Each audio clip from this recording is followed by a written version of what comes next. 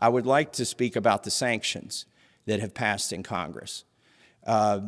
These eventually also lead to war. Sanctions will lead to war.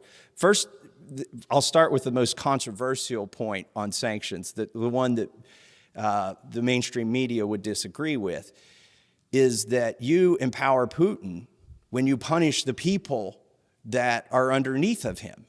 Like, we need to win the hearts and minds of the Russian people, but when they see the prices go up, when they can't get medicine, when they can't get access to basic things, and life becomes hard, they are going, because they're watching the media that Putin's giving them, Netflix cut off subscribers, and like that's going to end the war somehow.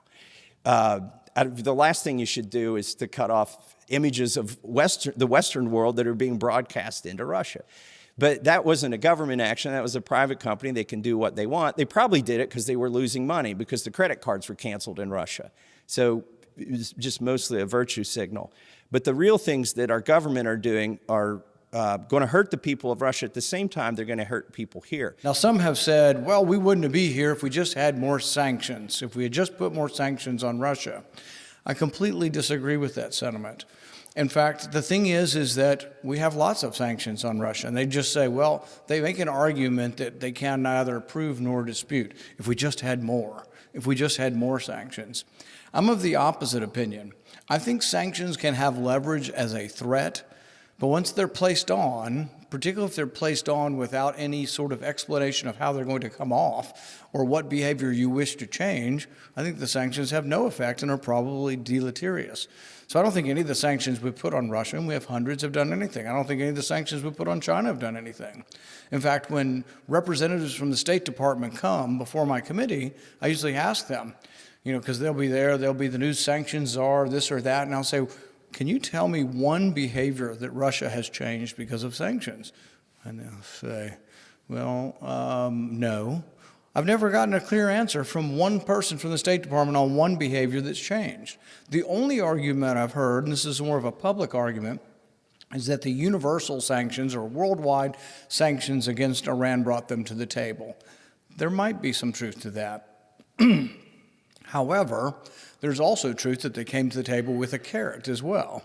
So there was the stick of sanctions, and sanctions are probably more effective when they're worldwide, but there also was the offer of letting them have back some of their foreign exchange money. What's actually in our interest here, right? What are we getting out of this?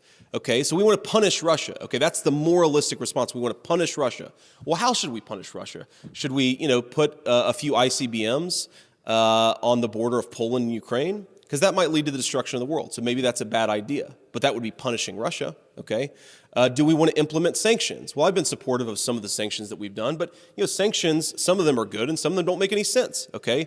What if we sanction fertilizer coming from Russia in such a way that doesn't affect the Russian economy at all, but makes food more expensive for American consumers, right? Is that a good idea? Okay, but this is where this moralistic way of thinking about foreign policy very often leads us astray. We try to do the thing that is good and just and right, but at the end of the day, American foreign policy makers need to be a little bit more strategic.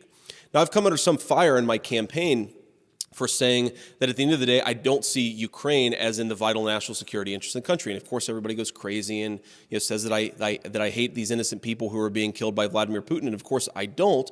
But at the end of the day, what I care about as an individual is separate from what I should care about as a foreign policy thinker or as a person. I'm running for the Senate, not just a thinker, but a person who means to actually make some foreign policy in this country. We have to separate the care and concern of policymakers from our care and concern as individuals. And at the end of the day, the moralistic way in which we've approached the Russia-Ukraine situation, I think it's been horrible for us. I think it's been even worse for the Ukrainians, probably not even good for the Russians either. It's good for no one when you let a bunch of people who can only think in moral terms and moral dimensions, you project their idiocy and their emotionalism on a situation that requires some strategic thought and some strategic consideration. I think that's one of the things that's going on too. We import $1 billion of fertilizer from Russia every year. Take that off the fields in the United States and see what that does to crop production, to prices, to supply, to the supply chain. It's not going to be pretty. And farmers are deciding right now already. I mean, fertilizer is 3 times what it was a year ago. I have a farm. I've decided not to fertilize this year on my hay fields. But there are other farmers making these decisions right now. Okay, I'll get 2/3 the yield, but I won't have to spend 3 times the money on fertilizer. We'll just tough this out. That's not going to have a good outcome in any field, whether it's hay or corn or soybeans or anything. So the sanctions are going to hurt people here in the United States. But the other problem with the sanctions that we passed, there was a strongly worded resolution that condemned Belarus and advocated for regime change in Belarus. Like literally, we passed a resolution in Congress that says there needs to be regime change in Belarus. And we're not even done with Ukraine or these other countries. We've already declared that we need another country with regime change. That was another reason not to vote for these sanctions. And then finally, the sanctions gave the president way too much authority. They expanded it not just to Belarus, but to the entire world. Now the president, not just this president, any president forever, because they also took off the expiration date of the Magnitsky Act, the sanctions don't just apply to Russians or Russian oligarchs. They apply to anybody that the president says has violated civil rights or anybody who is corrupt. And when you think about this, they're not going to drag those people into American courts. They're going to drag Americans into American courts if they violate the sanctions. The sanctions are really creating crimes that will be prosecuted against Americans. I don't think everybody's thinking all of this through. So in any case, there's a lot of reasons that led up to this, and we're going to end up kind of where we were, but with a lot of wasted life unnecessarily.